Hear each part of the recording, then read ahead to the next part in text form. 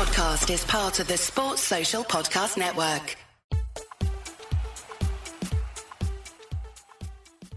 Well, that feels like 2 points dropped and Forest fail to win again. And unfortunately, it's another home match that we haven't won. And given our away record, that doesn't bode well. This is the 1865 match report with me, Rich Ferraro. In today's report, we're going to discuss the Wolves game and what that means for Forest's chances. And we'll also have a little chat about the Steve Cooper situation. I'm joined by Baz and he'll be talking to us in just a minute. But first, the Forest team news. Keylor Navas was in goal, with Nico Williams and Harry Toffolo coming into the team instead of Serge Aurier and Renan Lodi in the fullback positions. We had Felipe and Moussa Niakate in the centre-half positions, and in midfield, Remo Freuler was flanked by Oral Mangala and Danilo, and in the front three, Morgan Gibbs-White was supporting Brennan Johnson and Emmanuel Dennis. And as you will probably know by the time you hear this, Forest took the lead after 38 minutes of the first half with Brennan Johnson scoring, and Wolves equalised after 38 minutes of the second half with Daniel Podence firing home. Baz, just before we started recording, you were saying to your daughter, who was asking how was the match, and you said, well, it was good until it wasn't. Do you stick by that? Yeah, I think, it was incredibly entertaining. It was one of those games, because of the beef between the two clubs, it came across, like, obviously everyone was very, very fired up, especially Morgan Gibbs-White. I'm of the opinion that I like to see a little bit of handbags between players happening every now and then, because it shows that it means something to them and it's quite entertaining for us. And coaching staff as well. Yes, and coaching staff. And it was one of those where we played pretty good football for the most part. The only thing, and we knew it all the way through the game, you could hear it in the stands, is we're going to regret not putting those chances away, because we did make quite a few decent chances. And as it turned out, we did regret not putting them away. Yeah, so, I mean, it's definitely 2 points dropped, isn't it? It feels like a defeat. Ouch. Okay. And let's get this out of the way before we go any further. We'll talk a bit about, other things in the match, but that moment when Emmanuel Dennis, rather than squaring it to Morgan Gibbs-White in the second half, he took the extra touches and he had a shot and it was saved and Brennan Johnson couldn't put away the rebound. I mean, people talk about turning points in matches. I mean, that was a pivotal moment, yeah? Yeah. Dennis has played really well. He's played as well as he did against Newcastle, which are his best two performances for us. Mm-hmm. And he was good. And he's a striker. Mm-hmm. Yeah, he's not a winger. And so you can understand why he would want to get on the score sheet. Yep. But everyone in the ground could see Gibbs-White in a ton of space, and all he had to do was roll the ball square. Mm-hmm. And he chose the harder option. And, well, what can you say? It's like that would have... As ever, we can't really trust ourselves to keep a clean sheet. Mm-hmm. And we can't trust ourselves to get many goals. So every chance we get, we have to take them, and we didn't. Yeah. And it cost us, because we couldn't keep that clean sheet, and when you've only got one goal advantage, hey, that's the points. Let's go through some of them, the match itself. I mean, Brennan was playing despite having been pulled out of the Wales squad with what Steve Cooper claimed was a new injury over and above the one that almost kept him at the Newcastle game. Robert Page not very happy, but you'd expect both managers to say what they've said.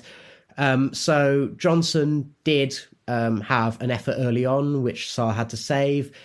Dennis took on Nelson Semedo, and there was a kind of a claim for a penalty, but VAR ruled, well, his hand was right next to his body and he couldn't really give that.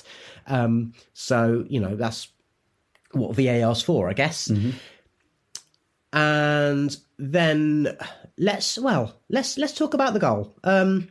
Before the goal, there was the other the other penalty shout. Go on. So Johnson broke and was being manhandled on the edge of the box. Beat his man, was being manhandled inside the box, beat his man, made it to the byline, and then fell over. From where I was, I thought it was a penalty. And if it hadn't been a penalty for when he fell over, then it should have been a penalty or at least a free kick for the being manhandled before that. But the referee immediately waved it on and booked him for diving. So that was just after Forest had scored, wasn't it? So the goal was on 38 minutes, and that came on 40 minutes when he was booked for diving. There is a theme there that we'll come back to. I think before we talk about the goal, actually, it's probably worth also reflecting upon the fact that Wolves could have taken the lead because they actually hit the bar. So Cunha and Niakate... Niakate hit the bar. Yeah, so Cunha and Niakate went for the ball. Niakate got to it first and he hit his own bar, which he would have felt pretty cursed if that had gone in after what had happened against Newcastle. But I think that the goal was amazing, but even more important than the goal was actually Morgan Gibbs-White. You could tell he wanted this game. He was everywhere. He was back making tackles. He was starting our attacks and then being on the end of the attacks. He was all over the place. And the fact that Forest had been in the ascendancy before they scored the opening goal was down to Gibbs-White taking the game by the scruff of the neck, I would say. Well, actually, no, I want to talk... Well, we'll come back to this, I think. Okay. But the midfield in general was totally different to how it's been over the last few weeks. Yeah. Yes. And Maradon the Midlands, our podcasting friend, said in our group chat that he was really encouraged by the fact that there's more mobility, more dynamic play. And he put it down to the fact that Shelby wasn't playing. Well, yes, I would agree. But also, and this happened a lot, was Dennis would pick up the ball on the left wing and make the run at the fullback. And then Danilo would come in front of him in what they call the half space. So basically on that line between the fullback and the centre-back. Yeah. And that was causing them all sorts of problems. They didn't know how to double up on that. And that's not something... We've not had a midfielder bursting forwards since Yates got injured or went out. Yeah. Good point. Let's talk... We promised to talk about the goal about 3 minutes ago. Let's start that now. So it was very nicely worked, wasn't it? So the ball came forward from the halfway line, didn't it? And Niakate passed it forward. It went to Gibbs-White. Gibbs-White passed it... Sorry, went to Danilo. Danilo to Gibbs-White. Gibbs-White back to Danilo. Now, I'm just going to throw this out there. So there was some lovely play. Really nice turn by Danilo and pass back to him by Gibbs-White. Danilo then was really strong and dynamic and forward thinking. But when he played the pass and the ball went to an acute angle, I mean, were you thinking what I was thinking, which is he's not going to score from... Oh! Actually, no. I was thinking... What I was thinking was that's an example of Danilo making those runs that I was just been talking to the bloke next to me about. Yeah. And then I was thinking if we can keep doing that, then we'll score. And then we did. So... But yeah, I mean, the finish was from an acute angle. Yeah. He megged Jose Sarr, so it's quite a nice goal to score in that respect. And what I loved about it was that build-up, the little 1-2s between Danilo and Gibbs-White. It's that sort of type of play that gets, well, not results, but it gets goals because the opposition don't know how to defend against it. That movement, that fast movement, the fast one-touch passing, and we've not had enough of it recently. Yeah, and again, that comes down to the midfield having looked pretty stodgy. And again, that is something which we'll come back to. And then there was the incident where Johnson was booked for diving. I'd need to see it again, probably see... Yeah, I haven't seen it again. As you said, the Maradon of the Midlands said he dived, but I thought there was at least 2 fouls in the build-up to it anyway. So yeah, and certainly I don't think it merited a booking. Well, we always say, especially when you and I are talking, we always say we don't want to talk about refs, but we're going to have to talk about him at some point, so we'll come back to that. Okay. Well, I will say this: I thought the ref had a very good game in general. Okay. And that's a lot of people will disagree with me on that, but I thought he actually kept control when it could easily have boiled over into something much worse than it did, and he got most of the decisions right. So the reason that I said that we may end up talking about the ref is the issue of consistency. So as we expected, the match was a bit testy and a bit feisty, and especially in the second half. So firstly, worth pointing out, and actually I've heard a clip where Colin Frey and Steve Hodge were saying, okay, Forest managed to take the lead. That's important. Taking the lead in these kinds of matches is really important. Second thing is get to half-time without conceding. And they did it. And that's really important. And Wolves were forced into a double change at half-time to try and change the balance of the match, and they threw more resources forward. But there were... We'll come back to what the players did in a bit, but I think there is an accusation that because the match was getting testy and feisty, that not all the same decisions were given twice. Yes and no. I think there were a lot of things... Well, and I presume you're referencing penalty decisions or not being given. Well... that kind of thing, bookings given one way but not the other. So Toff and Freuler both got booked for fouls and they were fair, but Johnson got booked for a dive, and I think it was it Podence didn't, for example, when he went over equally as easily.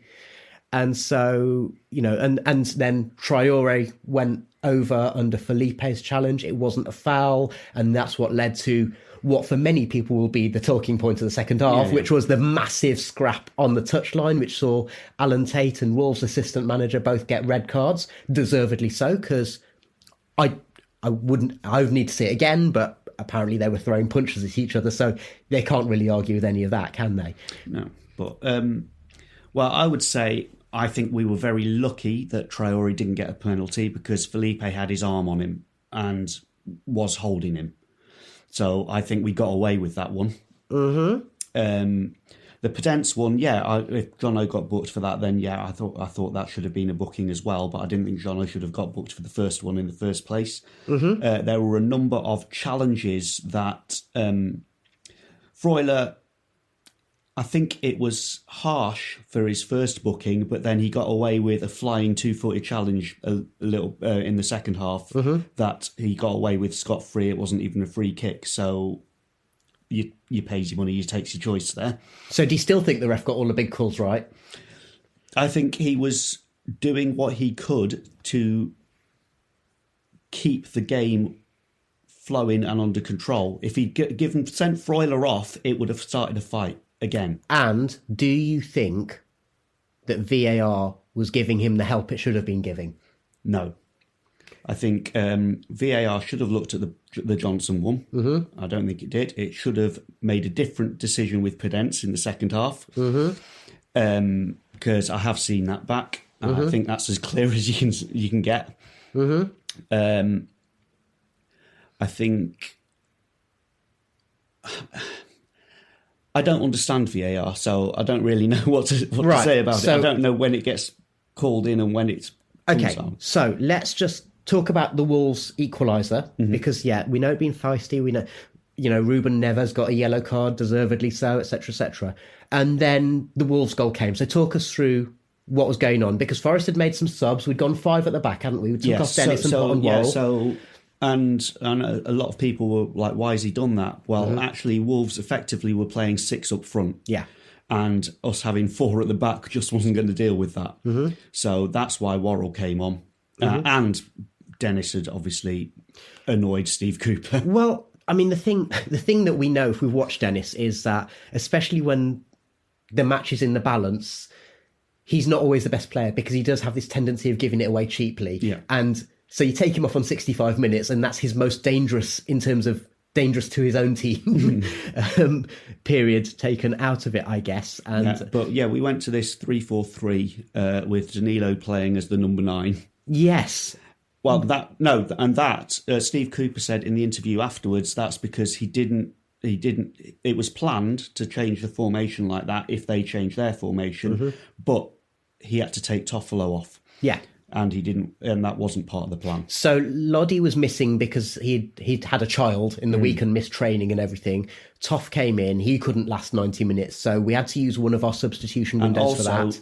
Also, this was when, not long after the Traore's penalty shout, Traore was very, very wound up.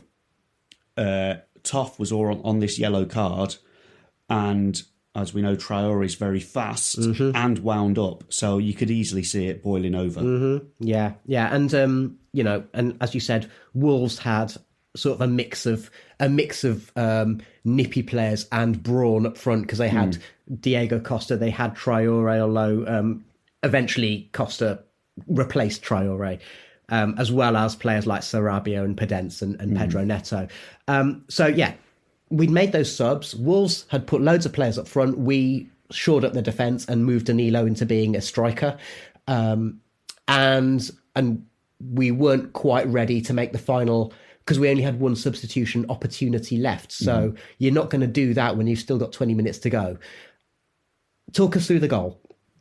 So the bit when they came down our left-hand side, played it across the D. One of their players put a shot in and it bounced off Worrell, I think.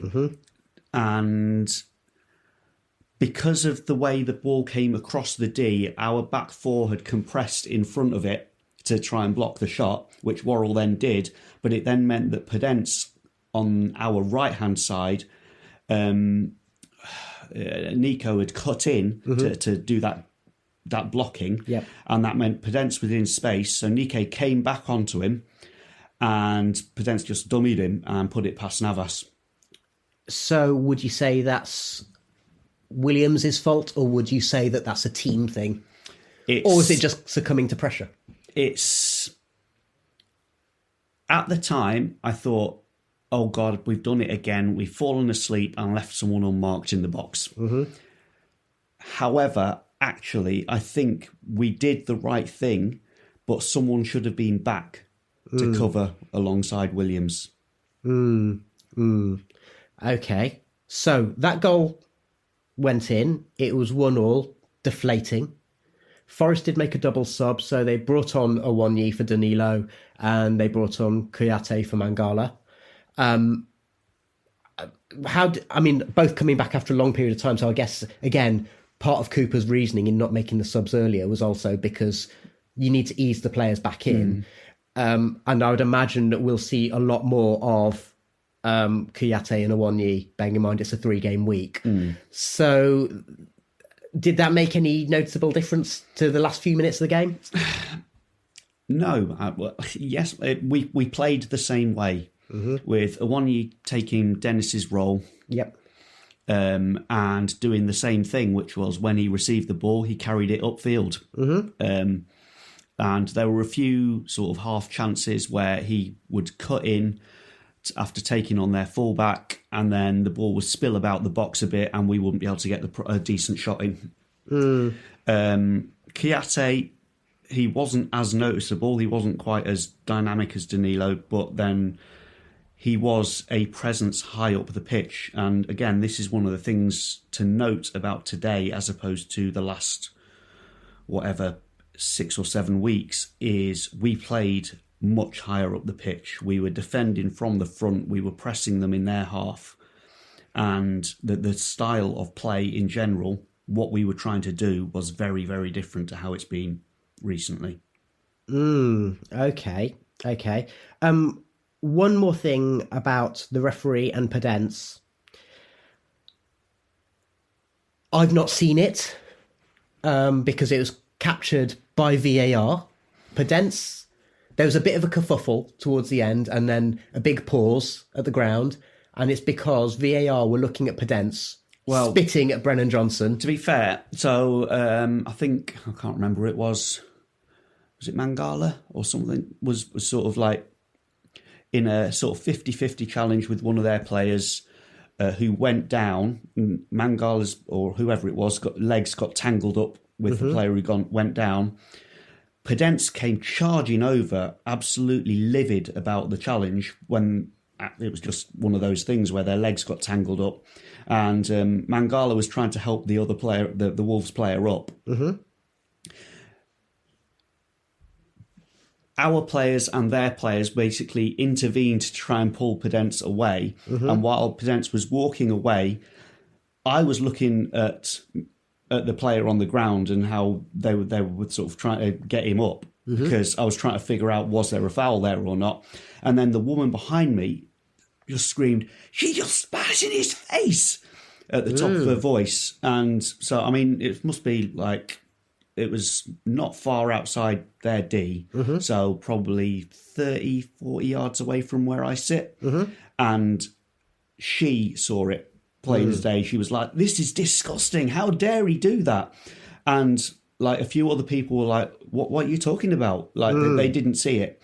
And she was like, "He just spat in his face." And she was proper ranting about it, as you'd imagine. Yep. And then it came up on the screen saying VAR check, possible red card. And everyone was like, oh. Now, again, I've heard a clip from the radio where Colin Frey and Steve Hodge going, "Well, he spat at him, it's a red card." And then it's like, VAR have shown that it's clearly a spitting incident, and therefore should clearly be a red card. Oh, they're not doing anything. What's going on? I don't understand. It's routinely talked about as being the worst thing you can do in football. I mean, I don't know. Is it against the rules? I don't know. For people of a certain vintage, Rudy Voller and Frank Rijkaard. Yeah, exactly. Yeah, but if it's a red card offence, then I don't know why they can't give it. Why they don't give it on that evidence? It's as clear as day from what the. But again, I've not seen it, but from Well, I've seen a video of it since, and it clear as day. Yeah. So either he's spitting in his face, or some sort of unidentified object just happened to be flying past his head at that very moment. Some phlegmy globule happens to be, and So, and of course, the thing is, presumably because VAR have seen it, and then the referee hasn't taken any action for whatever reason. I don't think the ref saw it because he was dealing with the other players. But wouldn't VAR have said in his ear, "By the way, lads, come and have a look at this"? Yeah. So if it's been seen by VAR, presumably there's no retrospective action either. And that, having said earlier about the penalty shout where Dennis hits Semedo's hand, and you're going, that's what VAR's for. Some of the incidents you've talked about there, Podence, Johnson, this spitting incident, well, what the hell is VAR for? I know. Well, yeah, I've been saying that for a while. Okay.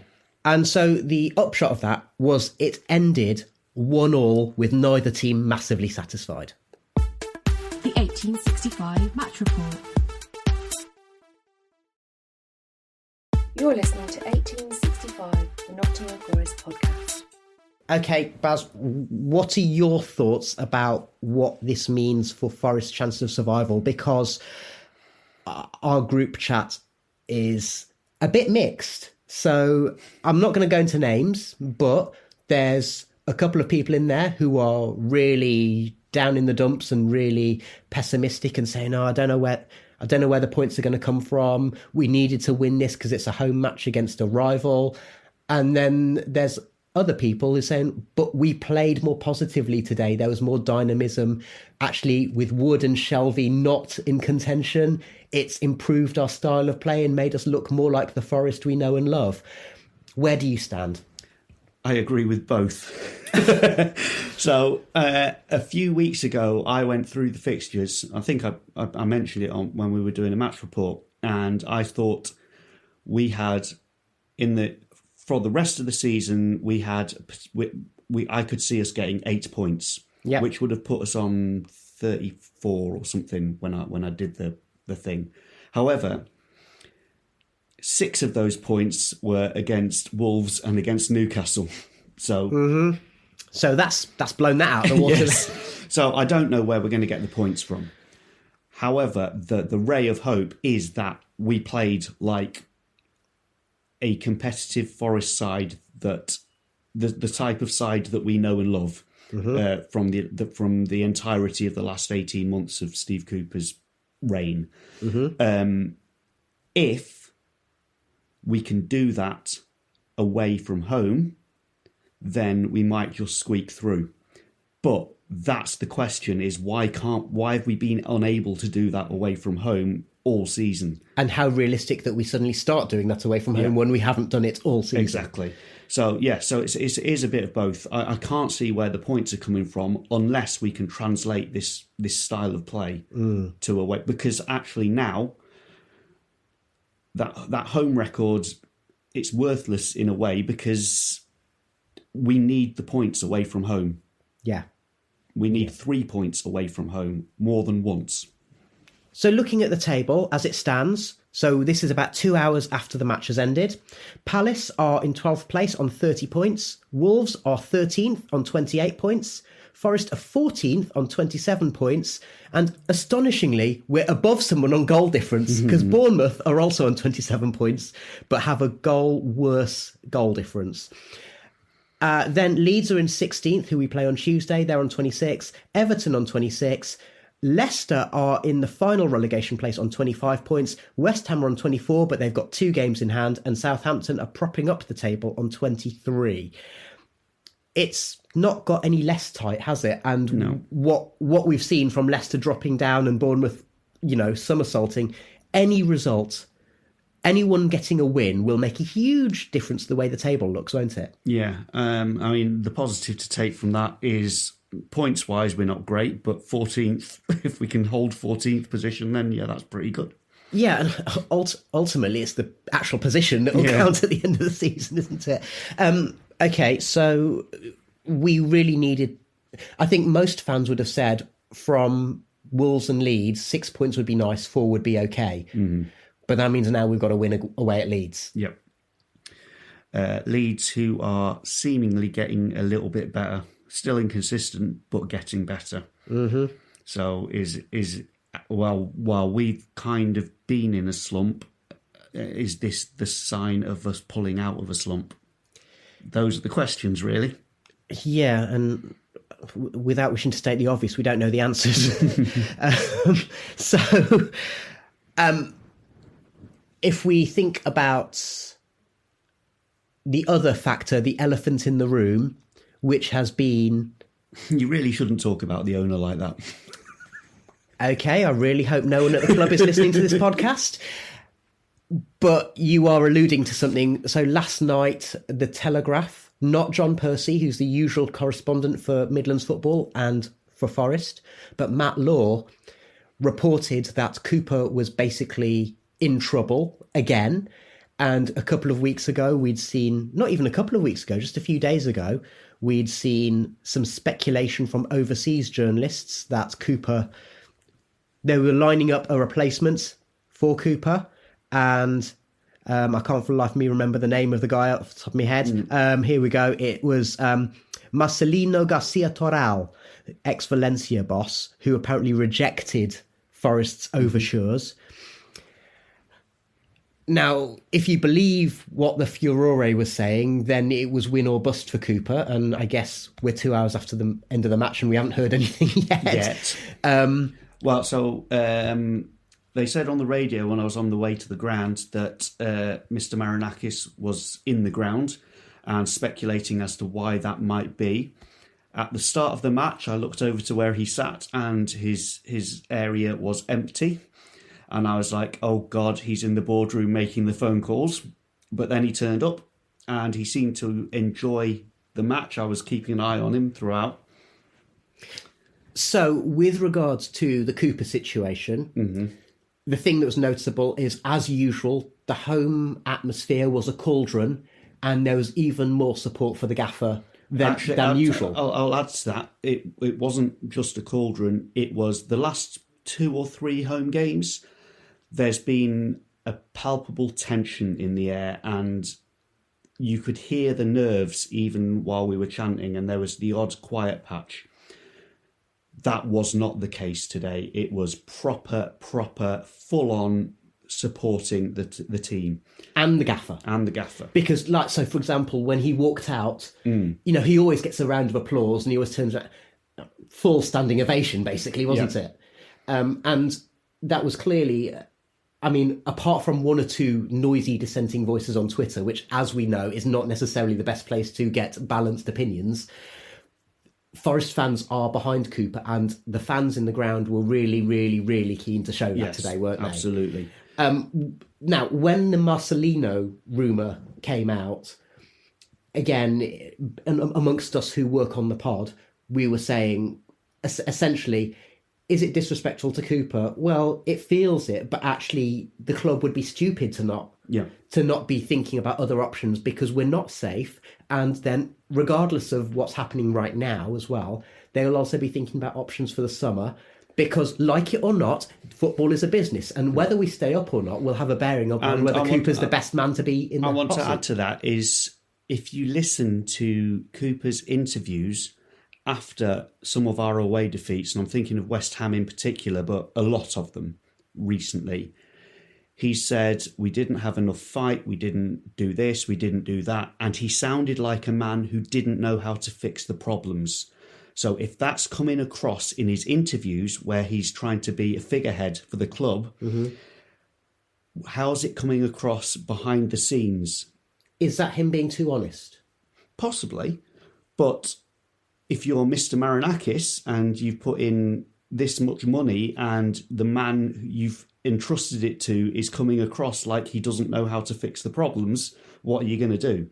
But equally, in his pre-match interview that they played on the radio just before kickoff, he was sounding very positive, very defiant. Absolutely. He was emphasising again the unity of the group, and now and also how the group are not only unified as a bunch of players, but they are also, the club is moving in the right direction, and also that they're not taking that fan support for granted. Yeah, and I would say also his interview before the Newcastle match was a very, very similar thing, Ian. But again, we don't know what's going on behind the scenes. But if you're in his situation, what are you going to do? You're going to accentuate all the positives and try and push all those negatives out. The other thing that I thought just struck me, I don't know how significant it is, but the other thing that struck me was the fact that he basically has been at pains to say we expected to be in a dogfight at this stage of the season, which wasn't something he was saying earlier in the season. Now, he may have thought it all the way along, and maybe he was just keeping his powder dry.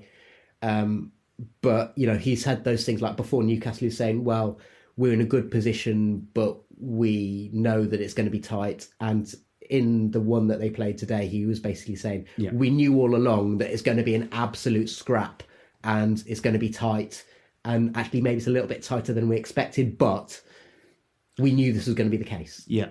Again, if you're in his situation and if his job really is on the line, and I'll get to that in a sec, what are you going to do?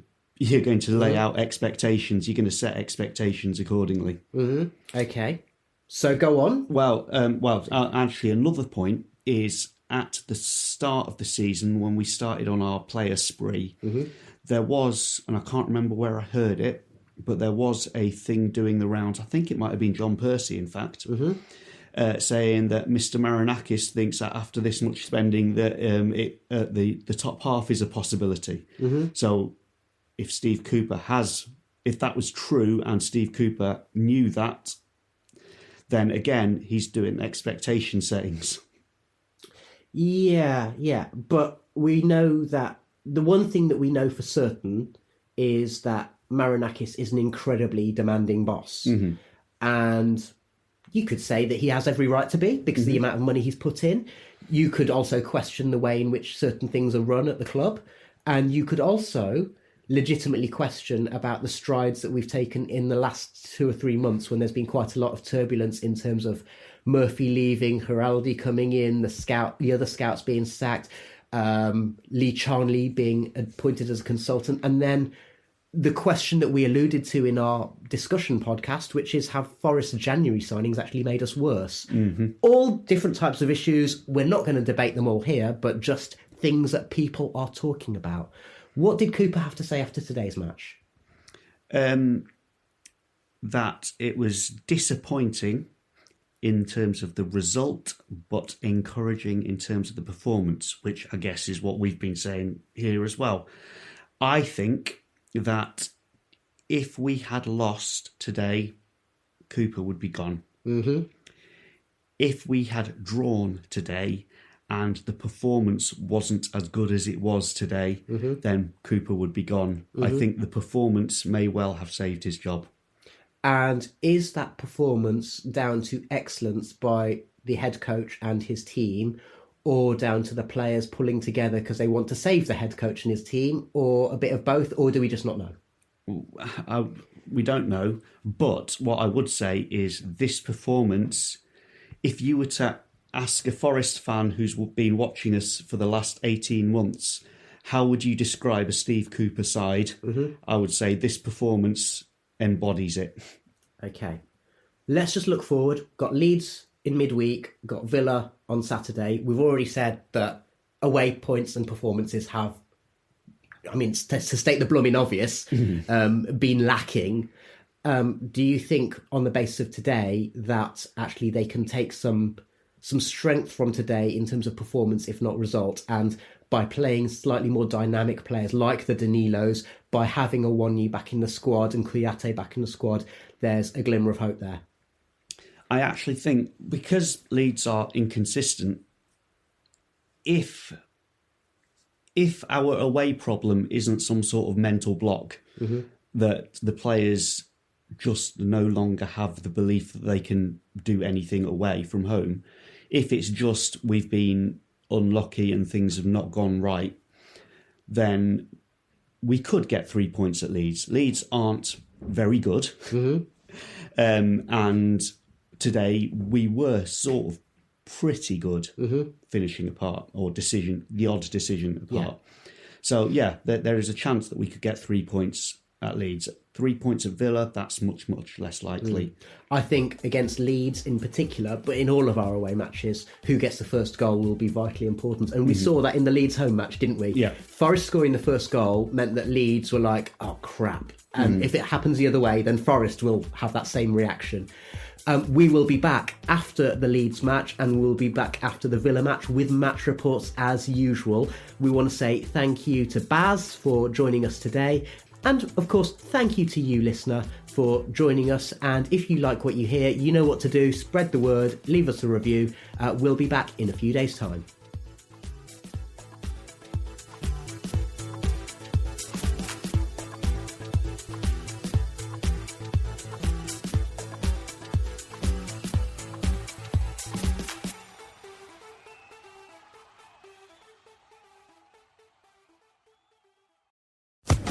Social Podcast Network.